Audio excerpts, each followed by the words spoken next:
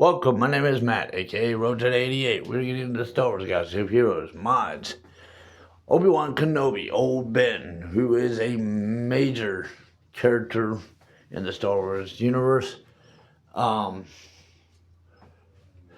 critical character, a crucial one. And the perspectives I give are based on this George Lucas era generation of Star Wars fandom, where actually the majority of the story was never just only in the movies or the games, but in actuality, unlike the Disney generation, it was actually in the books. It's part of where the fan war that the Disney producers has on their hands from the George Lucas era generation of fans. It is largely because they don't follow the books, and then they try to duct tape their mistakes with the excuses of, well, that's legend, this is canon, thinking that we're buying into it as Star Trek. This isn't Star Trek. We don't do the timeline jumping thing in Star Wars. We never have. But the stories you can find Obi-Wan Kenobi. Well, he goes as far back as Jedi Apprentice. Then I believe it's like 10. Maybe more than 10, but yeah, that's definitely more than 10. That's more than 10 books, 20 book series, in which then he goes into Star Wars Episode 1, The Phantom Menace, which also will coincide alongside with the Star Wars Episode 1 journals, Anakin Skywalker, Queen Amidala, and Darth Maul. From there, he shows up once again in the book series Jedi Quest, where he is now Anakin's master, or when he's taking Anakin as his Padawan. Jedi Apprentice was actually Obi-Wan as Qui-Gon's apprentice. So you kind of get two different versions from flip sides of the Phantom Menace story there. And then after Jedi Quest, he reappears for Star Wars Episode 2, Attack of the Clones. Now, there are a variety of books between Attack of the Clones and Revenge of the Sith, of which I have to admit I am not familiar with every single one of them. There's quite a few.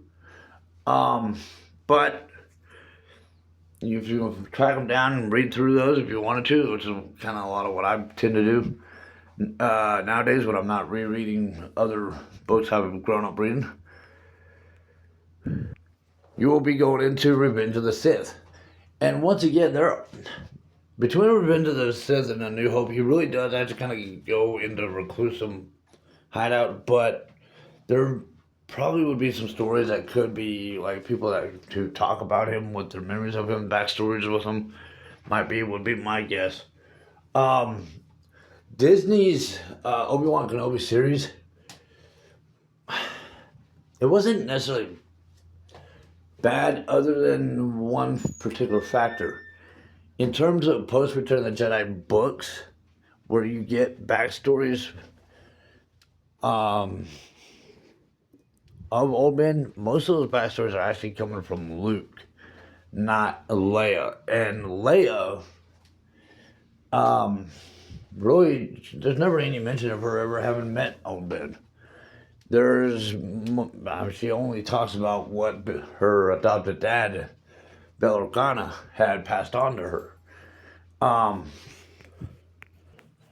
But if you go into A New Hope, it was a book that was written or published under the name of George Lucas. Specifically, it was the first one he did before he kind of Tom Clancy'd his stories a little.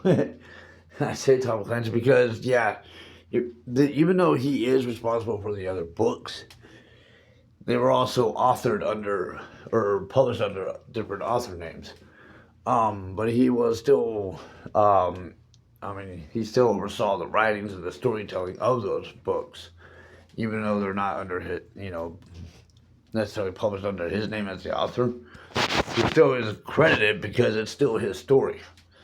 But within Star Wars A New Hope, the original trilogy has their versions of Star Wars journals that tell us backstories of each of your lead characters, specifically in Journal, you get some backstories of Luke, and from Luke. Okay, you get backstories of Obi-Wan, old Ben Obi-Wan, from Luke in his journal. Um, then, of course, there is the book tells from the Mos Eisley Cantina that tells of the side character witnesses, the people that we all kind of roll our eyes and laugh like, oh my gosh, you guys just watch an old man chop another guy's arm off. You had, not to mention, this guy was bragging about having 12 death warrants from, or like a dozen death warrants from different, like a dozen dozen planetary systems. Sorry, I just barely kind of woke up, so still trying to get my mind awake. But tales from the Mos Eisley Cantina. All those people that we watch in the cantina just kind of blow off what just happened. Like, okay, this is no big deal. Someone just got his arm chopped off. Somebody just got shot over here.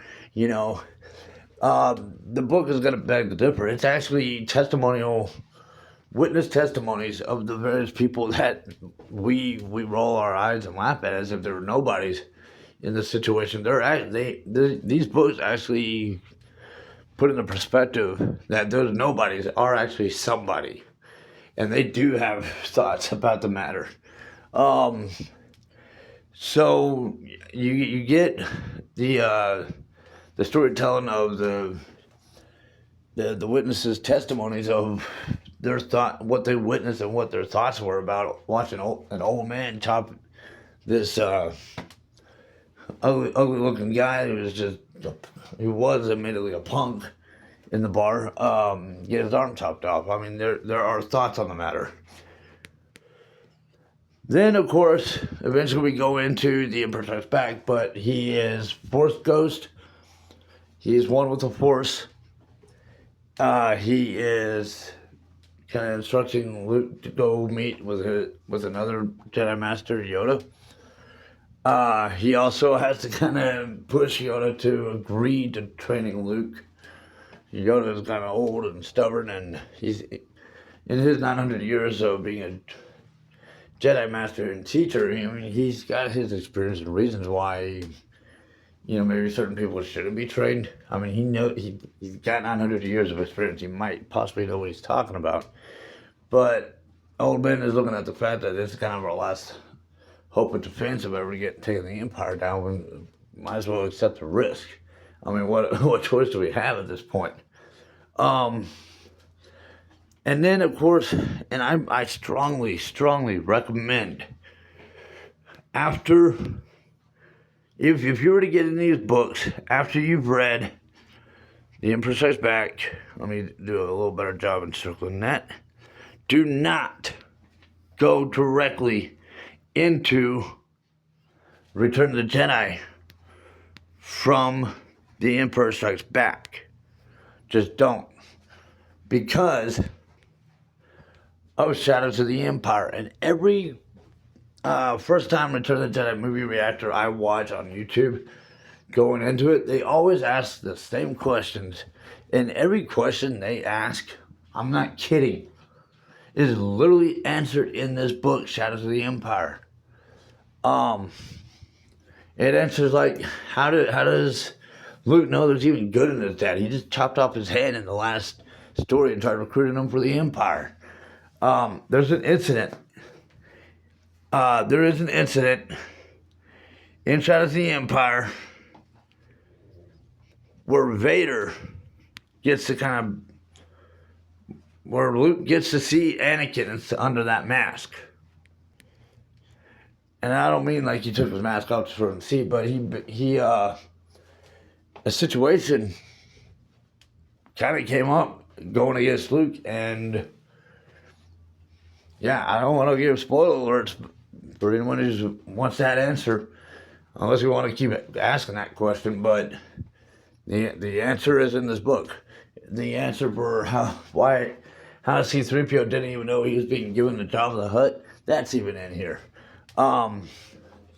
Luke constructing his new lightsaber, that's in here. I'm not kidding, like almost every question. Because this book is the bridge story book between The Emperor's Strikes Back and Return of the Jedi. It explains the planning for rescuing Han Solo from Jabba the Hutt. It explains Luke's running with his dad to discover, hey, there might actually still be good in him. There's a number of things. There's a lot of things in this book. And this is actually one that my generation has been wishing for a long time would be turned into a film. It actually is a really good story. It would do for Return of the Jedi the same way Andor did for Rogue One, the same way Rogue One did for A New Hope. That is what Shadows of the Empire is for Return of the Jedi. It lends perspective. It changes the thought process for how you go into Return of the Jedi, which is why I said don't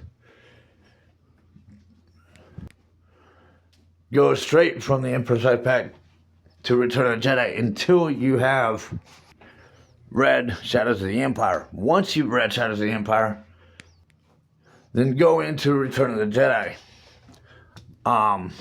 Because you'll go in with a lot of just different perspectives than for those who watched it for the first time, who read the book the first time, before the Shadows of the Empire was ever put out. You'll definitely have a different perspective for Return of the Jedi with Shadows of the Empire in place.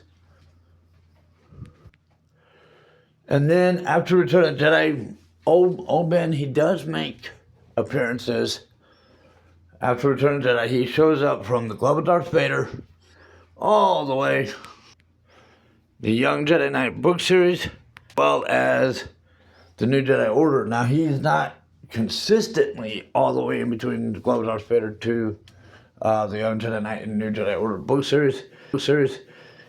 He is occasional. Luke in the New Jedi Order book series actually names his son Ben Skywalker. Whenever his wife, who he converted from the Sith path into the Jedi, whenever she finally is able to have a child, they name him Ben after his Luke's nostalgia, childhood nostalgia for old Ben. It goes as far as to this point. These are the very books. Whoops. These are the book series specifically that started Disney's fan war from my generation. You know, all their claims of knowing how to of promoting education, but yet none of their screenwriters know how to read before they screenwrote the sequel trilogy. Yeah, they flunked hard with Star Wars and their sequel trilogy because of these books right here. Literally, I'm not kidding. Like, there is so much in the movies that actually gets left out that the books keep. That are, well, obviously they're gonna, because that's where they were written first. But they're written in the books. And naturally, I'm gonna push books because I'm a Star Wars fan. George Lucas era Star Wars fan. I am a published book author myself, also. So yeah, I'm a bit of a book advocate. It is a thing of education, medication to the mind, etc., etc. But anyways, you can go to my first video in my mods playlist, where I definitively explain the various different types of character roles, as well as the various different types of mods and their purposes, and I explain what it is we're doing when we apply the mods to the different types of characters. In Obi-Wan Kenobi's case, in the in-game tip, they recommended defense and potency. Well, it's because he's a tank character. Tanks, they're suggested that you increase upon his ability to defend the squad, to protect the people within the squad. That is what a tank is. is what it does. It's not the vehicle, it's what it's doing, basically, by definition. It's also what's for protecting your fish in your fish tank, if you have one, if you have a fish or fishes. You probably have them in like an aquarium tank. It's the consistency that is protecting something from within inside. And in this case, Old Ben, he is protecting the squad members from within inside his squad that he is a part of. Whether he's the commanding officer of the squad or just simply supporting the squad from within inside. But as a tank. Now, SWGOH.GG online website does recommend speed and potency, and I kind of lean in that favor right there, because here's the thing about tanks. They have to be heavy in order to protect. Whatever it is they're protecting, they have to be built of heavy material, whatever. And it is, Old Ben, he's heavy in wisdom, he's heavy in age, he's heavy in his abilities with the Force, but the heavier you get, the more weight you have, the more slow you're going to be. You're going to be slowed down a bit. And, I mean, come on, look at this old man. When was the last time he ran a racetrack? Or tried running a marathon or something? I mean, he's up there in his years. He's retirement age. I mean, come on. But, so yeah, giving him speed, it allows him to be able to move a little bit quicker with attacker character role abilities, along with that potency.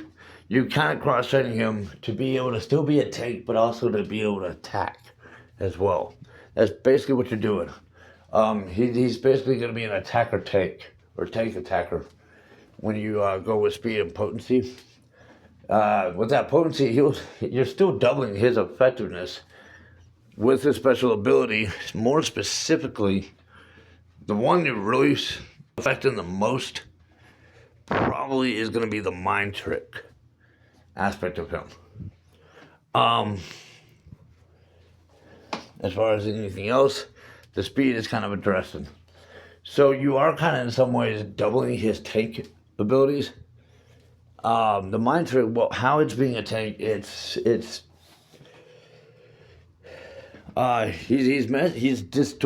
disorienting the mentality of his opponents, taking away their special ability skills against you. So it kind of gives your team the leverage to be able to get in your special ability attacks against them before they recover. Old Ben, in many ways, with the Force, he's standing in between. He also has another ability where he will taunt the characters. He'll taunt them, which draws all their attention onto him. So that they're not busy to pot shotting your other characters. So that's another that's another side of him being a tank. So with the potency, yeah, you are actually doubling up his tank abilities, but you throw the speed in, and he does attack. He naturally, even as a tank, he does still have attacking abilities. He just wasn't going to be that quick or strong about it. What's the original problem? Speed and potency allows him to basically cross-train to be an attacker as well while being a tank. So that is Obi-Wan Kenobi, Old Ben. Mods for Star Wars Guys of Heroes. Subscribe to the channel, like the videos, comments, questions, suggestions down below, and thank you for following. May the Force be with you.